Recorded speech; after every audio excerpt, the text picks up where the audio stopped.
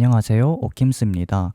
오늘 빛과 그림자 기반의 쉐입에 대한 해부, 그리고 컬러 선택에 대한 팁 몇 가지를 이야기해 볼 건데, 세 가지 스텝 과정을 통한 저만의 방법으로 말씀드리려고 합니다. 먼저,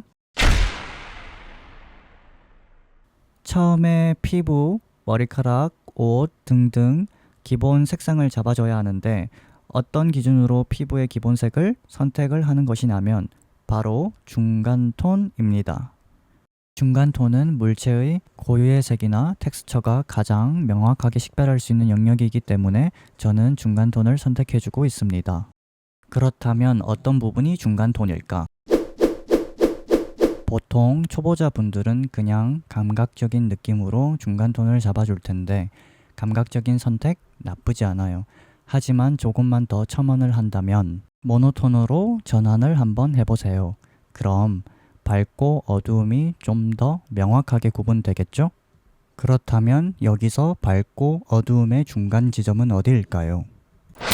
저는 이 부분을 선택했는데 무채색으로 보니 중간톤을 좀 더 쉽게 구분되어 선택할 수 있겠죠?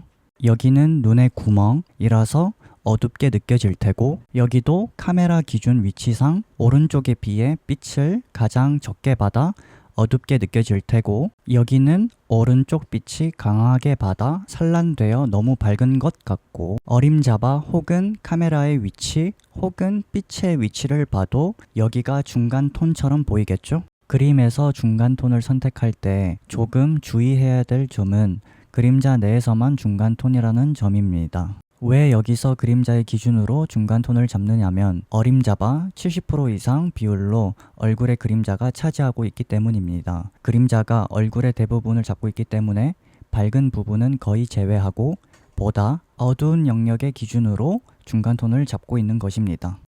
그레이스케일 표를 봤을 때 어두운 영역 안에서 중간톤이겠죠.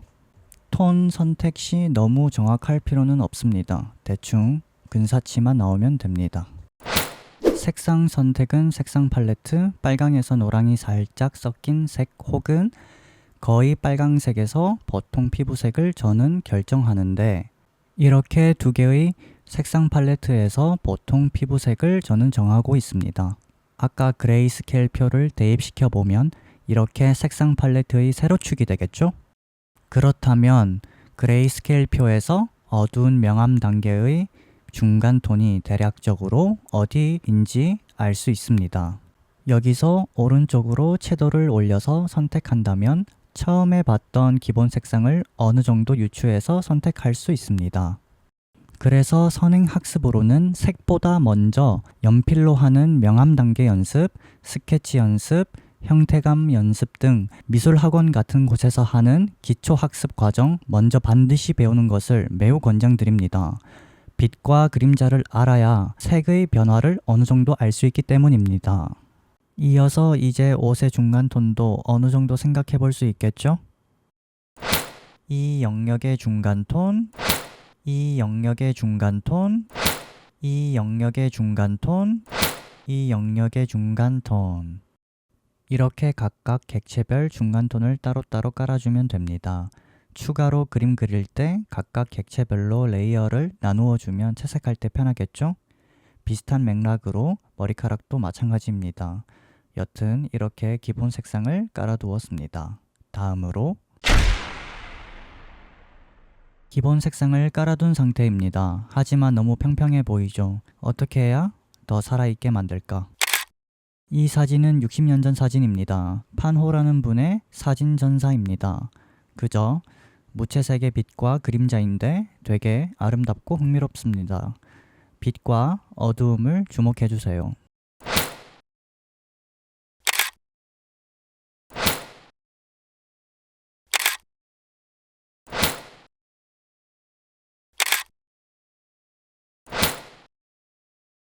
이렇게 빛과 그림자를 통해 간단하면서도 아름답게 만들어줍니다. 그리고 이것이 과정의 두 번째 단계라고 볼 수 있습니다. Nice. 앞에 깔아둔 기본 색상을 중간톤으로 깔아뒀다고 했는데 이제 그 위에 레이어를 추가해서 중간톤을 깔았던 것처럼 한 단계 정도 어두움만 조금씩 더해서 칠해줍니다. 이렇게 레이어 위에 클리핑 마스크 레이어를 추가해서 그곳에 칠해주는데 피부가 가지는 부위별 고유의 색을 조금씩 채워줍니다. 그리고 피부의 중간 톤에서 밝은 톤은 저는 보통 빨강색에서 살짝 주황이 섞인 톤에서 깔아주고 있고, 완전 빨강색에서는 보통 어두운 그림자 쪽에서 색을 채워주고 있습니다. 물론 절대적인 건 아닙니다. 안면 홍조 같은 거나 주근깨, 반사광, 혹은 원래 피부가 창백하다? 화장이 들어갔다? 조금 더 미적인 감각으로 넣고 싶을 때는 중간 톤에서 밝은 톤에 붉은 계열이 들어가는 경우도 많습니다. 로그 스케일 그래프로 봤을 때 위쪽 그래프에서는 보통 제가 작업할 때 밝은 쪽에서 톤 변화 움직임이고, 아래쪽 그래프에서 어두운 쪽 작업할 때 톤 변화의 움직임입니다. 방금 전 로그 스케일 그래프에서 상단 그래프는 밝은 쪽, 하단 그래프에서는 어두운 쪽 변화입니다. 색상 변화는 되게 비선형적이라 유심히 보고 선택해 주셔야 합니다. Nope. 피부를 부드럽게 칠하는 방법은 두 가지가 있는데, 첫 번째는 혼합 속성이 있는 브러쉬를 사용해서 칠하기, 두 번째는 스머지 툴을 이용하는 것입니다.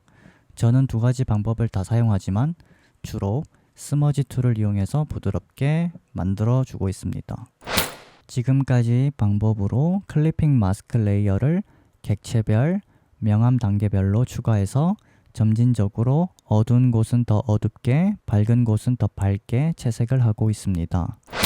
이번엔 서브 서피스 스캐터링 및 블렌딩 모드에 대해서 몇 가지 이야기를 해볼게요. 먼저 서브 서피스 스캐터링이란 무엇일까?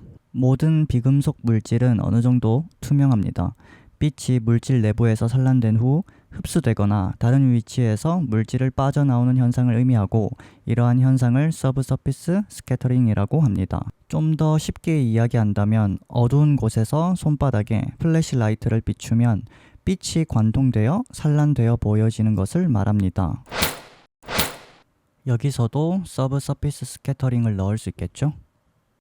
그리고 리플렉티드 라이트하고 서브 서피스 스캐터링하고 헷갈리시면 안 됩니다. 반사광, 그러니까 리플렉티드 라이트가 이렇게 외부에서 빛이 표면에서만 반사되어 혹은 산란되어 작용하는 것이고, 서브 서피스 스캐터링은 표면의 내부에서 작용되어 산란되는 것입니다.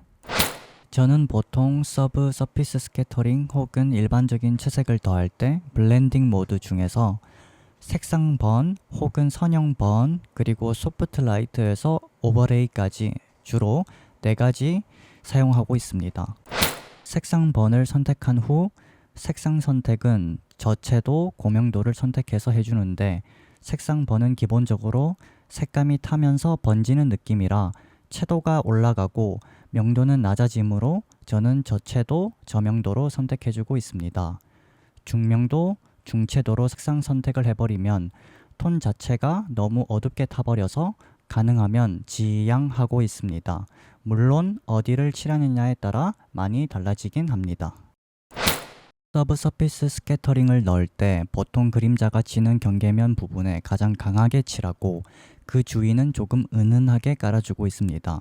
그리고 귀 같은 부분은 피부가 얇고 핏기가 많이 쏠려 있으니 좀 더 붉은 톤에서 색상 번을 사용하고 있습니다. 그리고 그냥 일반적인 피부를 칠할 때도 블렌딩 모드가 좋은데, 그 이유는 아래 레이어의 명도는 살리고 글레이징 기법처럼 색을 넣을 수 있기 때문입니다. 예를 들어 이렇게 칠하면 아래 레이어를 무시하고 선택한 색상만 칠하게 되는데, 블렌딩 모드를 사용하면 좀 전에 말씀드렸다시피 아래 레이어의 명도는 살리고 색을 올릴 수 있습니다.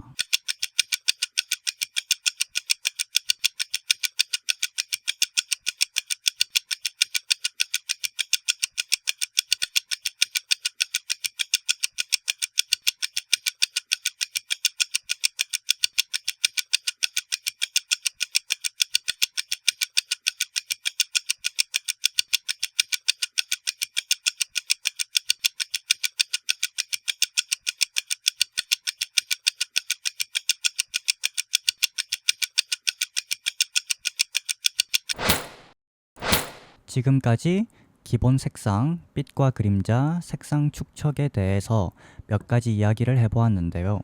사실 더 말씀드릴 게 너무 많은데 편집 시간이 너무 길어지니 여기까지만 마무리하고 다음에 더 좋은 영상으로 찾아뵙겠습니다.